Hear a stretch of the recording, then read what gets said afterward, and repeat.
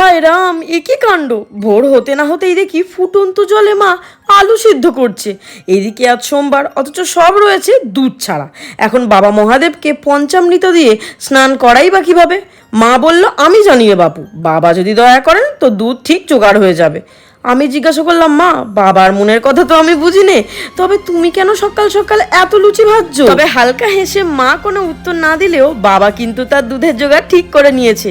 তাই তো আজ যথা সময় কিন্তু আমাদের পুজোটাও সম্পন্ন হলো। আর আমি তারপরে রেডি হয়ে টোটো করে চললাম। কোথায় যাচ্ছি? আরে দাঁড়াও, বলছি। বিপত্তারিণী পুজো ছিল না গত শনিবার, তাই তো মা পুজোর ডোর আর লুচি, আলু কষা, পনির বানিয়েছে দিদিকে দিয়ে আমাদের ওই বাড়িতে পাঠানোর জন্য। গতকাল রাত্রে না আমার শুতেও খুব দেরি হয়ে গিয়েছিল, তাই তো আজ সকালটা আমার এত হেক্টিক গেল। আচ্ছা, তোমাদেরও কি সকালটা মাঝে মাঝে আমার তাড়াহুড়োয় কাটে গো?